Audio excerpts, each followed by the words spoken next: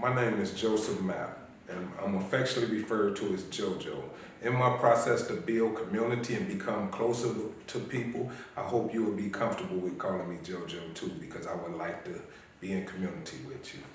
I currently serve as a Director of Reentry for a restorative justice organization.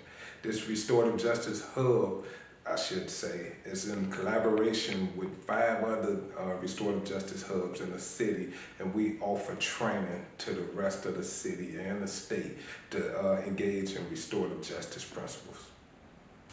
My household started off filled with love and chaos. If you can mix both of those into one house, that would identify the house I grew up in. It was filled with love because we were something like the TV family of good times.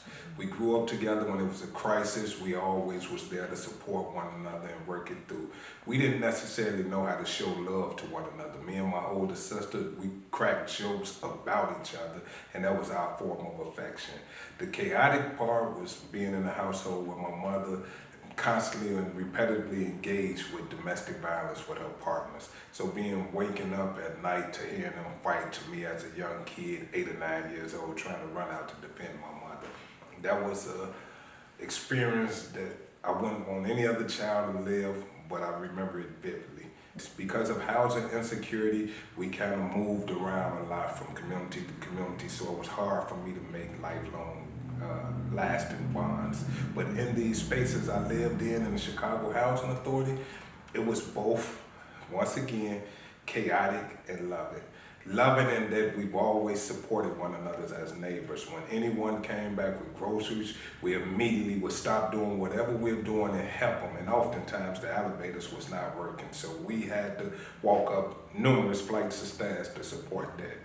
The environment, if you can think of listening to so much noise, vibrant noise, being someone arguing, someone playing music, someone cursing, someone laughing, some kids playing and running and playing hide and go seek, or girls jumping double dutch. This seems to be always the case at any time of the year. You would think it was summertime in the winter, the way you heard these sounds, but it was a place that seemed so welcoming to those who lived in that community.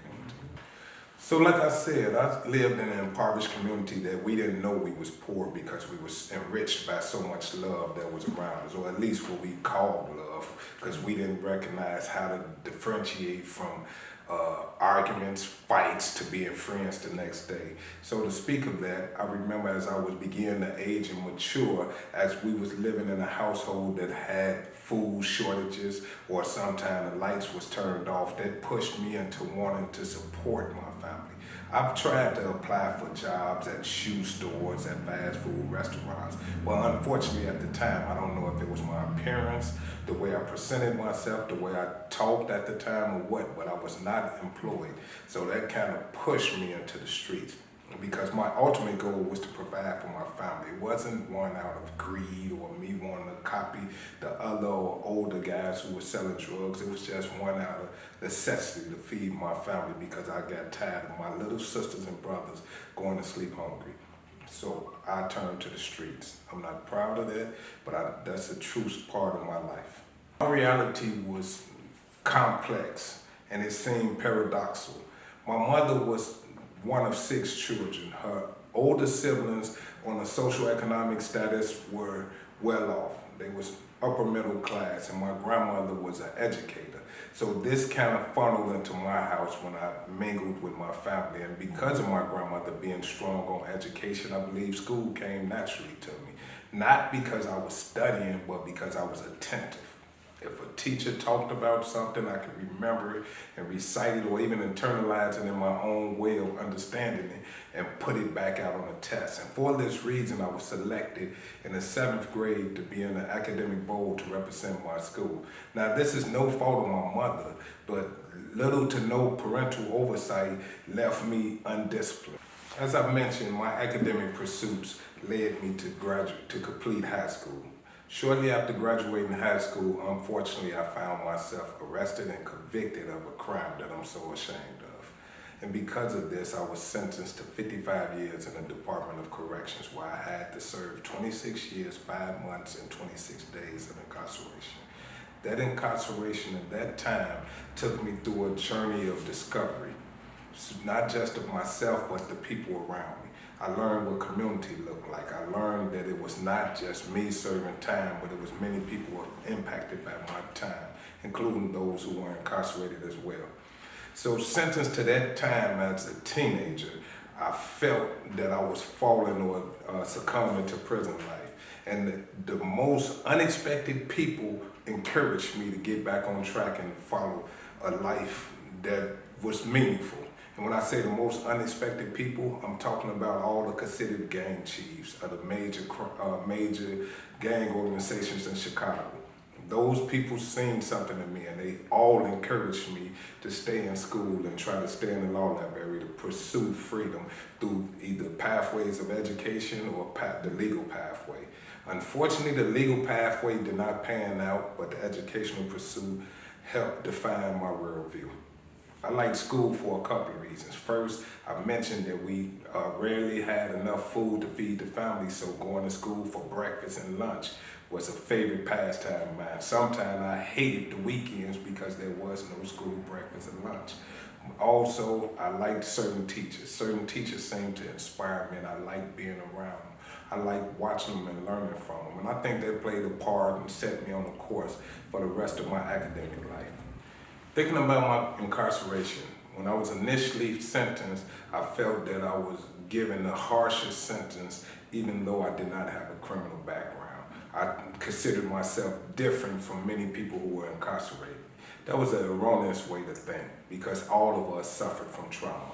All of us did things that we most likely probably wouldn't have did under better circumstances.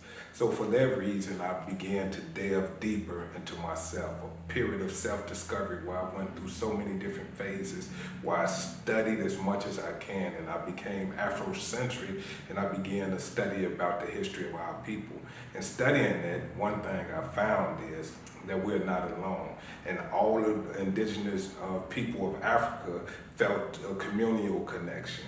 And I began to develop a communal connection, one, for the people who encouraged me, who was unexpectedly supportive. And when society think they would try to teach me how to be a better criminal, they was encouraging me to be a better person, to be a better brother, to be a better friend, to be trustworthy. And they given me opportunities to develop trust in others. So because of that, my worldview shifted.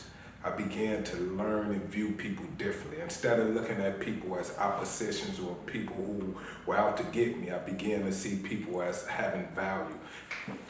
After serving 26 years, 5 months, and 26 days of incarceration, my whole world has changed. The community that I grew up in no longer exists. The family that I come to know and love have their own lived experiences that shape the way they engage with one another and how they engage with me. So this has changed drastically because my thinking is different from what it was when I went in. I went in as a teenager. I came out as a middle-aged man that's really only 28 years old in spirit. So what it was for me is to learn how to adjust to this. And thankfully, because of my training in trauma-informed practices, I can identify when these are trauma responses and not necessarily personal attacks on me. Because of my restorative justice approach and philosophy to engaging with people and maintaining right relationships, I can heal the harm immediately and not let anything fester and alter the way we interact with one another. Because my community that I came to know and love has no longer exists due to the city demolishing the Chicago Housing Authority apartments, I was able to create a new community. And what community looks like to me is not just geographical. Community is being able to come into different spaces and connect with people who have common goals. Community for me is sitting right here with you, being able to learn about one another. That's community to me. So that's the reason I say address me as JoJo, because I want you to feel that much more closer to me as I try to feel that much more closer to you. Because if I come to know and love you, there's no way I can harm you. And that's restorative justice.